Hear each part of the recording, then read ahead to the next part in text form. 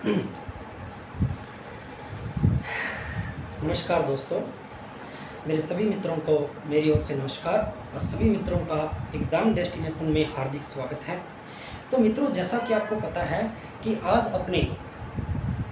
आपकी किसी भी प्रतियोगी परीक्षा के अंदर जो जीके का क्वेश्चन आता है, स्टैटिक्स जीके पढ़ते हैं और स्टैटिक्स जीके के अंदर अपने सारी जीके को ऑल ओवर पढ़ेंगे, ठीक है। और उसके अंदर सबसे पहले आज पढ़ेंगे अपने भारतीय इतिहास, इंडियन हिस्ट्री, ठीक है ना। जैसे ही इंडियन हिस्ट्री का पोर्शन खत्म होगा उसके बाद में जैसे ज्योग्राफी आपका आएगा, ठीक है। राजनीति के अंदर पढ़ेंगे अपनी, है ना, इंडियन पॉलिटी, कॉन्स्टिट्यूशन, संविधान पढ़ेंगे। उसके बाद में अपने अर्थशास्त्र, इकोनॉमिक्स के बारे में अध्ययन करेंगे। आज अपने बात कर रहे थे मित्रों भारतीय इतिहास, आज पढ़ते हैं अपने इंडियन हिस्ट्री। आज इंडियन हिस्ट्री का पहला ही लेक्चर है, तो आशा करता हूँ आप सभी को अच्छा लगेगा और ज़्यादा से ज़्यादा प्रयास रहेगा कि आप जिन प्रतियोगी परीक्षाओं की तैयारी में लगे हुए हैं, जैसे कि यूपीएससी के, संघ लोक सेवा आयोग के कुछ मेरे विद्यार्थी हैं, साथ ही साथ एसएससी लेवल की जो परीक्षाओं की तैयारी कर रहे हैं मेरे मित्र, और दिल्ली पुलिस एसआई की जो तैयारी कर रहे हैं ना, तो उन सभी कॉम्पिटिटिव एग्जामिनेशंस के लिए यह सेशन बहुत ही महत्वपूर्ण साबित होगा।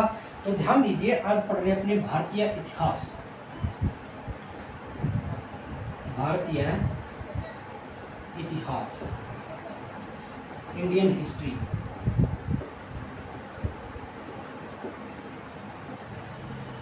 इंडियन हिस्ट्री तो प्यारे साथियों, इंडियन हिस्ट्री के अंदर अपने सर्वप्रथम जो मुख्य बातें करेंगे तो वो प्रारंभ से करेंगे, ठीक है ना। ज़्यादा मैं बिल्कुल लो लेवल का मैटर नहीं लेकर चलूँगा, मैं प्रयास करूँगा, मैं कोशिश ये करूँगा प्यारे मित्रों कि मैं ज़्यादा से ज़्यादा तथ्य आपके सामने रखूँ और इतिहास से संबंधित जितनी भी बातें आज तक गत वर्ष की परीक्षाओं में आई हुई हैं वो सभी की सभी बातें आपको यहाँ पढ़ाई जाएँ, ठीक है। तो सर्वप्रथम बात करते हैं भारतीय इतिहास में। तो भारतीय इतिहास को कितने प्रकार से अपने अध्ययन की दृष्टि से देखते हैं, अपने अध्ययन की दृष्टि से भारतीय इतिहास को कितने मुख्य बिंदुओं के अंदर पढ़ते हैं, ठीक है। तो देखिए, सर्वप्रथम पढ़ते हैं अपने प्राचीन भारतीय इतिहास, एंशिएंट हिस्ट्री, प्राचीन भारतीय इतिहास। नंबर 2 पढ़ते हैं प्यारे साथियों मध्यकालीन इतिहास, मिडाइवल हिस्ट्री, मध्यकालीन इतिहास। और 3 नंबर अपने पढ़ते हैं आधुनिक इतिहास, आधुनिक इतिहास, ठीक है, मॉडर्न हिस्ट्री। तो मित्रों, जैसा कि आपको पता है कि भारतीय इतिहास के अंदर अपने मुख्य रूप से 3 शाखाओं का अध्ययन करेंगे। सर्वप्रथम अपने पढ़ेंगे प्राचीन भारतीय इतिहास, ठीक है, और फिर पढ़ेंगे अपने मध्यकालीन भारत और फिर पढ़ेंगे अपने आधुनिक भारत। तो सर्वप्रथम बात करते हैं अपने प्राचीन भारतीय इतिहास। आज का अपना जो मुख्य बिंदु रहेगा, पहला जो अपना सब्जेक्ट रहेगा वो रहेगा, पहला विषय रहेगा प्राचीन भारतीय इतिहास, प्राचीन भारतीय इतिहास, एंशिएंट इंडियन हिस्ट्री। देखिए मित्रों, प्राचीन भारतीय इतिहास को पढ़ने से पहले कुछ महत्वपूर्ण निर्देश हैं जो मैं आपके साथ साझा करना चाहता हूँ। कैसे निर्देश? देखो, हर एक सब्जेक्ट को, हर एक विषय को पढ़ने की जो प्रक्रिया है वो अलग अलग है। हर एक सब्जेक्ट को पढ़ने का जो तरीका है, जो प्रोसेस है, वो मित्रों अलग अलग है। अपने जब गणित को पढ़ते हैं, मैथमेटिक्स को पढ़ते हैं, तो आप टेक्निकली सब्जेक्ट को जब आप स्टडी में लेते हो तो आप लॉजिकली पढ़ते हो उसको, ठीक है ना। अपने राइटिंग के द्वारा आप अध्ययन करने का प्रयास करते हो, उसको प्रैक्टिस के माध्यम से आप अध्ययन करने का प्रयास करते हो। जैसे ही अपने विज्ञान को पढ़ते हो तो आप उसके बारे में सोचते हो, लॉजिकली समझते हो, तर्क सहित आप उसको पढ़ते हो, है ना। एक तार्किक विषय है। इसके अलावा जब अपने जनरल नॉलेज की बात करते हैं, जीके का पोर्शन जब अपने पढ़ते हैं और जीके के अंदर जब अपने इतिहास की रूपरेखा को जानते हैं तो उसको पढ़ने का तरीका अलग है। सबसे पहले मुख्य बात कि इतिहास को पढ़ने के लिए आपको कुछ घटनाओं के बारे में पता होना चाहिए, कुछ निर्देश बिंदु पता होना चाहिए। कौन कौन से सर?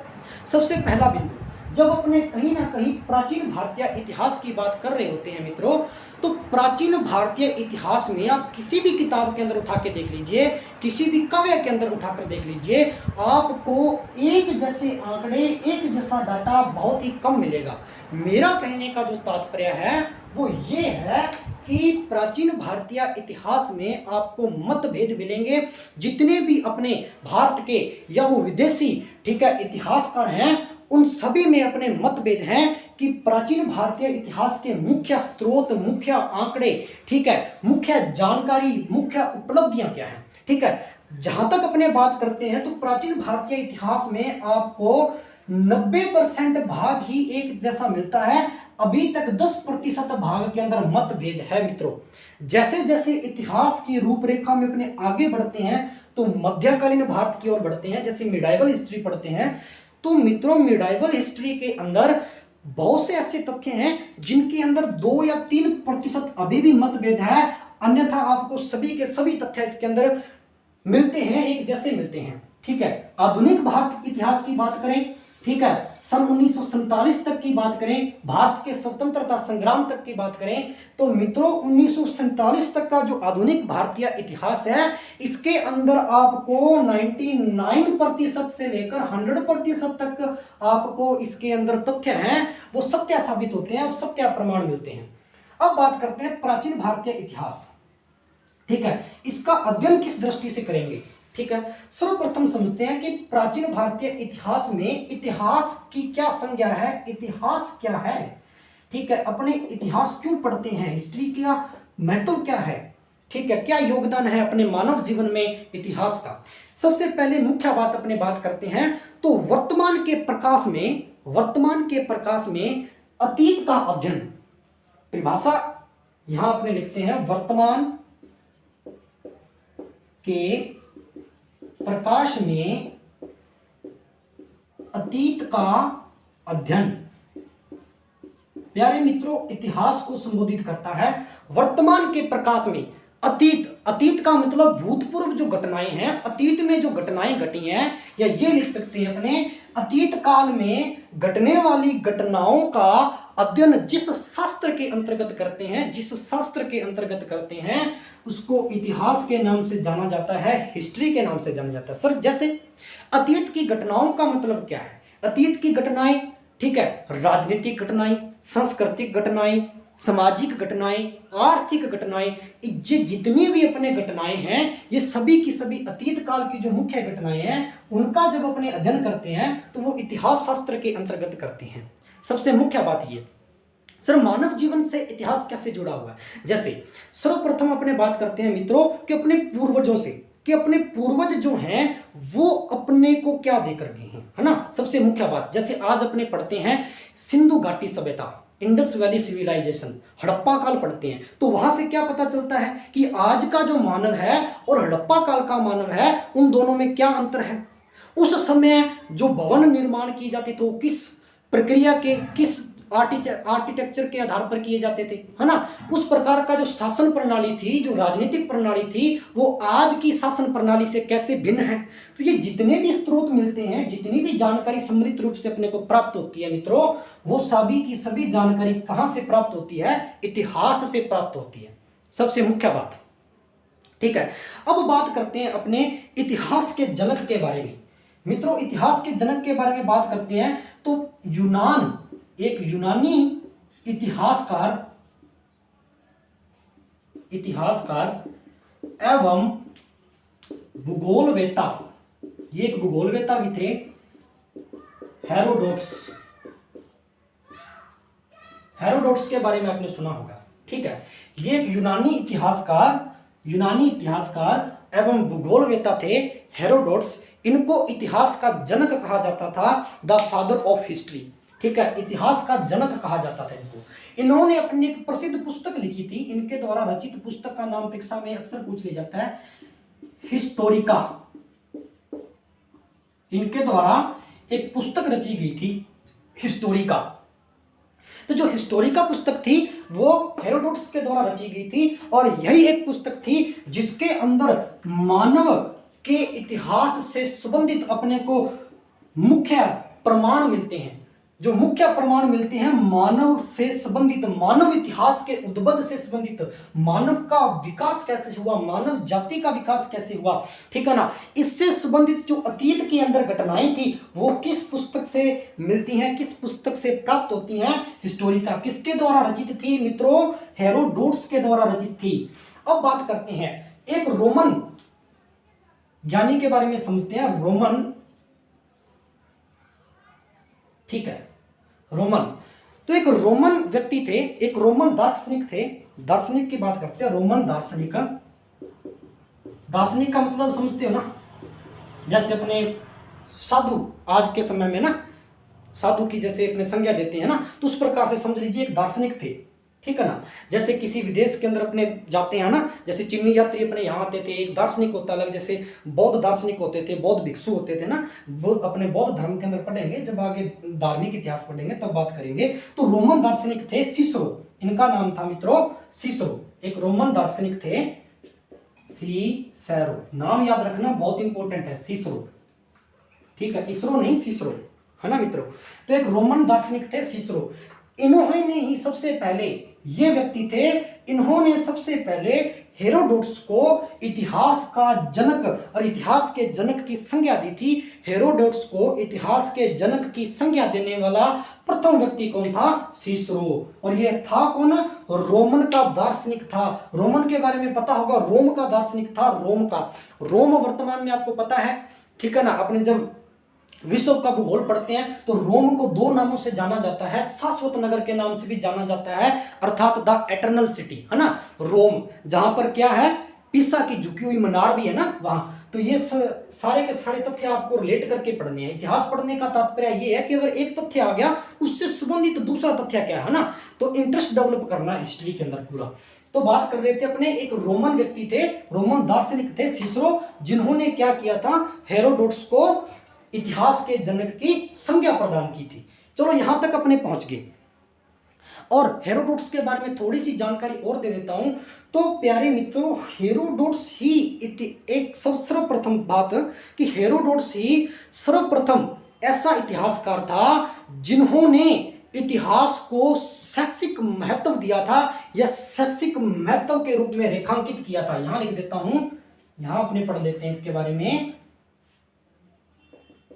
हेरोडोटस ऐसा प्रथम इतिहासकार था जिसने सर्वप्रथम इतिहास को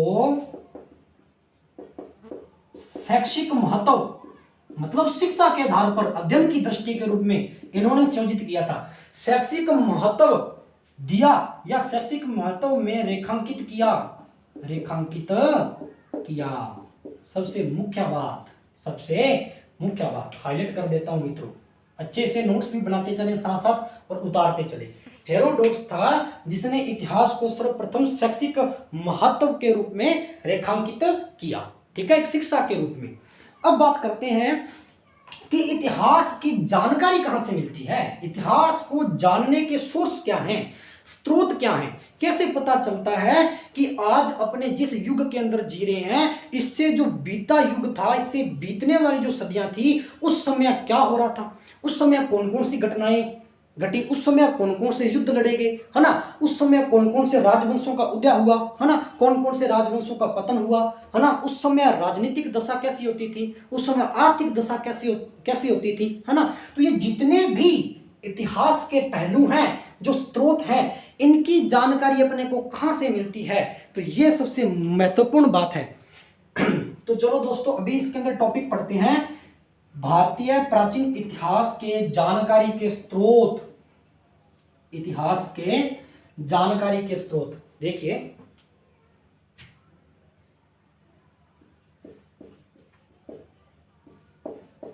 जानकारी के स्रोत, जानकारी कहां से मिलती है, ठीक है, जानकारी कहां से मिलती है। तो सबसे मुख्य बात अपने पढ़ रहे हैं मित्रों कि जानकारी के स्रोत मुख्य रूप से तीन प्रकार के थे। जानकारी के स्रोत मुख्य रूप से तीन थे। सबसे पहला जो सोर्स था वो था साहित्यिक, साहित्यिक स्रोत, ठीक है। नंबर दो पुरातात्विक, पुरातात्विक स्रोत, और नंबर तीन विदेशी विवरण, विदेशी विवरण, ठीक है। मुख्य रूप से कितने सोर्स पढ़े अपने इतिहास को जानने के? साहित्यिक स्रोत, पुरातात्विक स्रोत और विदेशी विवरण। सबसे पहले अपने बात करते हैं साहित्यिक स्रोत का मतलब क्या है। साहित्यिक स्रोत का मतलब है धार्मिक साहित्य। इसके अंदर और दो प्रकार आएंगे कि धर्म के आधार पर जो अपने साहित्य पढ़ते हैं, धर्म के आधार पर अपने इतिहास के अंदर कैसे जानकारियां प्राप्त हुई। पुरातात्विक स्रोत, पुरातात्विक स्रोत का मतलब होता है कि पुरातात्विक ऐसे तत्व जो पुराने हों। देखो नाम से, नाम का विश्लेषण करो। पुरातात्विक का मतलब ऐसे तत्व, ठीक है ना, ऐसे पहलू, ऐसे तत्व जो प्राचीन हों, पुराने हों, पुराने समय में खोजे गए हों, जैसे मृदभांड, अभिलेख, ठीक है ना, लेख, स्तंभ अभिलेख, आयरन पिलर, ठीक है ना। तो ये जो मुख्य रूप से थे, ठीक है ना, ये जो मुख्य रूप से थे, ये थे अपने पुरातात्विक स्रोत। पुरातात्विक स्रोत में और कौन कौन से? भवन, मूर्तियां, चित्रकला, ठीक है। यहां से अपने को इतिहास की जानकारी मिलती है। इतिहासकार है वो यहां से जानकारी प्राप्त करते हैं कि ये मूर्ति कितनी पुरानी थी, है ना। जैसे पता चलता ना, जैसे कि भीमबेटका, इस सभ्यता के बारे में सुना होगा, ठीक है। भोपाल के अंदर इसकी गुफाएं पाई जाती हैं, मध्य प्रदेश में भीमबेटका की चित्रित गुफाएं लिखा होता है। तो कैसे पता चलता है भी इतने हजार वर्ष पुरानी थी, ठीक है। तो कहां से पता चला? पुरातात्विक स्रोत से। मतलब वहां से अपने को जानकारी प्राप्त होती है। उस समय कहीं ना कहीं वहां चित्रकला की गई थी पत्थरों पर, ठीक है ना। और इतिहासकारों के द्वारा यहां पता लगाया गया कि ये कितने वर्ष पुरानी है और उस समय की चित्रकला कैसी थी। तो अपने को इतिहास का एक मुख्य पहलू पता चल गया। कहां से? पुरातात्विक स्रोत से। तो इसके बारे में ज्यादा और नहीं बताएंगे, आगे टॉपिक आएगा जैसे कि अपनी सभ्यताएं पढ़ेंगे, वहां भीमबेटका की गुफाओं के बारे में विस्तार रूप से चर्चा करेंगे, विस्तारित वर्णन करेंगे। विदेशी विवरण, विदेशी विवरण का मतलब क्या हो गया? जो विदेशी भारत के अंदर आए थे, ठीक है ना, जो विदेशी यात्रा करने, जो विदेशी यात्री थे जो भारत के अंदर आए थे अलग अलग शासकों के समय, जैसे कि मेगास्थनीज आया था, है ना, चंद्रगुप्त मौर्य के समय, फायान आया था, वेनसांग आया था। तो ये जो चीनी यात्री थे, ठीक है ना, जो यूनानी यात्री भी थे उसमें से, तो वो विदेशी विवरण, विदेशी विवरण के अंतर्गत पढ़ेंगे। अब पढ़ते हैं साहित्यिक स्रोत। देखिए साहित्यिक स्रोत के बारे में मैं आपको मुख्य रूप से बता देता हूं। साहित्यिक स्रोत दो प्रकार से पढ़ा जाता है, ठीक है ना। कौन कौन सा? दो प्रकार से। कौन कौन सा? सबसे पहले पढ़ेंगे धार्मिक, धार्मिक साहित्य, धार्मिक साहित्य। नंबर दो पढ़ेंगे धर्मनिरपेक्ष, धर्मनिरपेक्ष साहित्य। यहां ना लिखकर इसको यहां लिख देते हैं ताकि इसके बारे में पढ़ लेंगे। साहित्य, देखिए धार्मिक साहित्य के अंदर पढ़ेंगे। धार्मिक साहित्य का मतलब क्या है? जिसके अंदर धर्म का उल्लेख किया गया हो, जिसके माध्यम से, मतलब धर्म के माध्यम से अपने को इतिहास के विशेष स्रोत के बारे में पता चले। धर्म के माध्यम से, धर्मों के ग्रंथों के माध्यम से जब अपने को अपने अतीत की घटनाओं का विस्तारित रूप मिलता है, विस्तारित रूप प्राप्त होता है, तब अपने कहते हैं कि धार्मिक साहित्य है। अर्थात अपने को इतिहास की जानकारी मिली, किनसे? धर्म से मिली। कैसे कैसे? सर्वप्रथम इसमें देखते हैं वेद, नंबर दो उपनिषद, नंबर तीन वेदांग, नंबर चार महाभारत, महाभारत, नंबर पांच रामायण। तो ये धर्म से संबंधित है, ये प्यारे मित्रों धर्म से संबंधित है, ठीक है ना। ये क्या है? धर्म से संबंधित है। इसके अंदर भी सबसे पहले अपने बात करते हैं, जैसे धार्मिक साहित्य के अंदर भी तीन भाग और हैं। ये जो बताए हैं उनमें से एक भाग का ये विवरण है, जैसे मैं आपको बता रहा हूं यहाँ, ठीक है ना। जैसे ये जो भाग अपना धार्मिक साहित्य के अंदर तीन भाग और लिए गए हैं, इसमें से ये जो भाग है धार्मिक साहित्य के अंदर तीन भाग और लिए गए हैं, यहाँ चर्चा करेंगे। धार्मिक साहित्य में सबसे पहला भाग जो लिया गया है वो लिया गया है ब्राह्मण साहित्य। और ये जो मुख्य भाग आपको बताए हैं ये ब्राह्मण साहित्य से संबंधित है। वेद है, उपनिषद है, वेदांग है, ठीक है ना, महाभारत है, रामायण है, ठीक है ना। जब इनको अपने पढ़ते हैं, इनका अध्ययन करते हैं, तो वो ब्राह्मण साहित्य के अंतर्गत आता है। और यहां से अपने को कुछ इतिहास से संबंधित पहलू मिलते हैं, स्रोत मिलते हैं। नंबर दो बौद्ध साहित्य है। बौद्ध साहित्य, बौद्ध साहित्य के अंदर कौन कौन से? बौद्ध साहित्य के अंदर यहां बता देता हूं, बौद्ध साहित्य में कौन कौन से, इस डब्बे में देख लीजिए। बौद्ध साहित्य में सबसे पहले त्रिपिटक, ठीक है, इसके बारे में मैं बौद्ध धर्म में आपको विस्तार रूप से पढ़ाऊंगा, कितने पिटक थे इसके, ठीक है ना। तो बौद्ध धर्म के अंदर अपने त्रिपिटक, ठीक है ना, दीपवंश, दीपवंश, महावंश, दिव्यावदान। ये मुख्य रूप से बौद्ध साहित्य के पहलू हैं, बौद्ध साहित्य के स्रोत हैं, बौद्ध साहित्य से जुड़े हुए हैं, ठीक है, बौद्ध धर्म से जुड़े हुए हैं, जिनको पढ़ के, जिनका अध्ययन करके अपने को इतिहास की जानकारी मिलती है, इतिहास की जानकारी मिलती है, अतीत की, भूत की जो घटनाएं हैं उनके बारे में अपने को पता चलता है। नंबर 3 जैन साहित्य।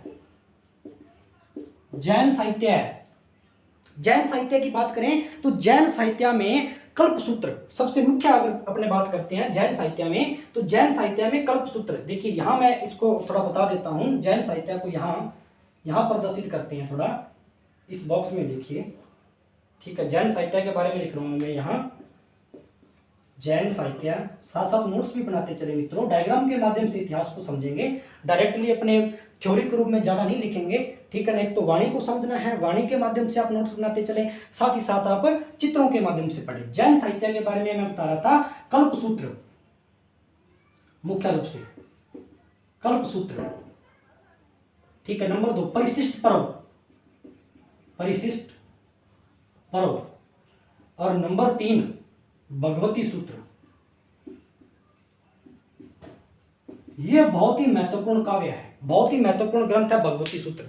प्यारे मित्रों, भगवती सूत्र जैन धर्म का या जैन साहित्य का एकमात्र ऐसा ग्रंथ था, एकमात्र ऐसा काव्य था जिसके अंदर 16 महाजनपदों का विवरण मिलता है। 16 महाजनपदों का विवरण जैन साहित्य के कौन से ग्रंथ से प्राप्त है? भगवती सूत्र से। देखो, एक शब्द से दूसरे शब्द को रिलेट करना है, भगवती सूत्र का नाम आया तो डायरेक्टली अपने महाजनपद का प्रश्न बन गया। यहाँ एक और है बौद्ध साहित्य। बौद्ध साहित्य का ऐसा कौन सा ग्रंथ है मित्रों? बौद्ध साहित्य का पूछ ले तो अगुत्तर निकाय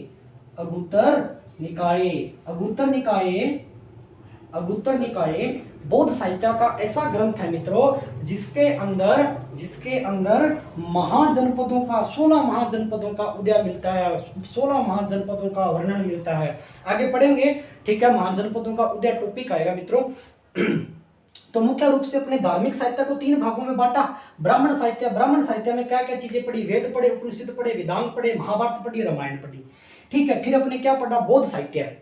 फिर अपने बौद्ध साहित्य के बारे में चर्चा की, और फिर अपने किसके बारे में चर्चा की? जैन साहित्य के बारे में चर्चा की। और बौद्ध साहित्य के अंदर अपने 3 चीजें पढ़ी, त्रिपिटक, दीपवंश, महावंश, ठीक है। क्या क्या पढ़ा? त्रिपिटक, दीपवंश, महावंश, दिव्यावदान, ठीक है, इनके बारे में अपने चर्चा की।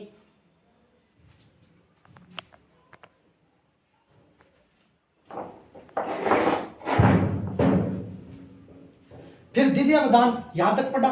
फिर अपने जैन साहित्य के बारे में पढ़ा, जैन साहित्य के कौन कौन से स्रोत हैं मुख्य रूप से जहां से अपने को इतिहास की जानकारी मिलती है? कल्पसूत्र, परिशिष्ट पर्व, भगवती सूत्र, ठीक है ना मित्रों। यहां तक बातें समझ में आई क्या? अब बात करते हैं अपने धर्मनिरपेक्ष साहित्य। धर्मनिरपेक्ष साहित्य की बात करते हैं। भाई, धर्मनिरपेक्ष साहित्य का मतलब यहाँ क्या हो गया? धर्मनिरपेक्ष साहित्य का मतलब यहाँ क्या हो गया मित्रों? धर्मनिरपेक्ष साहित्य का मतलब ये हो गया ऐसी इतिहास की जानकारी जिसमें धर्म का उल्लेख ना हो या धर्म से संबंधित अपने को इतिहास के स्रोत ना मिले, जिसमें धर्म की महत्वता ना हो। तो कौन कौन से ऐसे धर्मनिरपेक्ष में? कुटिल्या का अर्थशास्त्र, ठीक है। नंबर 2 बात करते हैं विशाख दत्त का मुद्रा राक्षस, ठीक है। नंबर 3 बात करते हैं वाणभट्ट की हर्षचरित,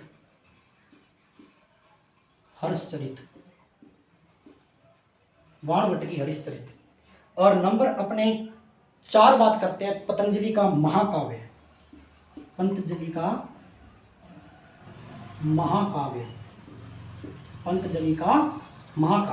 तो ये मुख्य रूप से धर्मनिरपेक्ष साक्ष्य है मित्रों। ये मुख्य रूप से कौन से साहित्य हैं? धर्मनिरपेक्ष के साहित्य हैं, धर्मनिरपेक्ष साहित्य हैं, ठीक है ना। कुटिल्या का अर्थशास्त्र, इसके बारे में तो सभी को पता होगा। कुटिल्या अर्थात चाणक्य, जिन्होंने अर्थशास्त्र लिखी थी, ठीक है ना। और एक किससे से संबंधित ग्रंथ था? राजनीति से संबंधित ग्रंथ था, अर्थशास्त्र। ठीक है ना। तो यहाँ से अपने को मौर्य वंश की जानकारी मिलती है, मौर्य वंश के शासकों का विवरण मिलता है, और वो भी एक इतिहास का मुख्य स्रोत है। विशाख दत्त का मुद्रा राक्षस, विशाख दत्त ने मुद्रा राक्षस लिखी थी, यहाँ से भी अपने मौर्य वंश का काफी हद तक वर्णन मिलता है। वाण भट्ट का हरिश्चरित है, पतंजलि का महाकाव्य है। तो मुख्य रूप से दोस्तों यहाँ तक अपने आज करेंगे, ठीक है ना। तो साहित्यिक स्रोत को दो भागों में बांटा, धार्मिक साहित्य, धर्मनिरपेक्ष साहित्य। धार्मिक साहित्य को तीन भागों में बांटा, धर्म के आधार पर जहां अपने को इतिहास की जानकारी मिल रही थी, ब्राह्मण साहित्य, बौद्ध साहित्य और जैन साहित्य। इसके अंदर अपने कौन कौन से मुख्य रूप से अपने पहलू थे उसके बारे में अपने विवरण किया। फिर अपने धर्मनिरपेक्ष साहित्य के अंदर ये चार मुख्य रूप से ग्रंथ थे या काव्य थे, इनके बारे में विवरण किया। तो कल पढ़ेंगे पुरातात्विक स्रोत और साथ में पढ़ेंगे विदेशी विवरण, साथ में पढ़ेंगे विदेशी विवरण, इनके बारे में कल अपने पढ़ेंगे। तो दोस्तों आज के लिए इतना ही। जो भी आपके सामने डायग्राम बनाया जा रहा है, यहाँ जो भी तथ्य लिखाए जा रहे हैं उनको आप अपनी कॉपी में नोट करते चलें, ठीक है ना। आशा करता हूँ आपको वीडियो अच्छा लगा होगा, इतिहास का लेक्चर अच्छा लगा तो अपने अन्य मित्रों के साथ में शेयर करें, इसको लाइक करें, चैनल को सब्सक्राइब करें मित्रों, ठीक है। और साथ ही साथ पढ़ते रहें, ठीक है। अपने जो लक्ष्य है, ठीक है, अपना जो टारगेट है, डेस्टिनेशन है, अपना जो एम है, ठीक है ना, उसको साथ में लेकर चलें मित्रों। कंटिन्यूटी लगातार रखें, है ना, छोड़े नहीं बीच में। जिस लक्ष्य को निर्धारित किया ना तो उसको प्राप्त करें, ठीक है ना, कड़ी मेहनत और कठिन परिश्रम के साथ। तो मित्रों आज के लिए इतना ही। जय हिंद, जय भारत।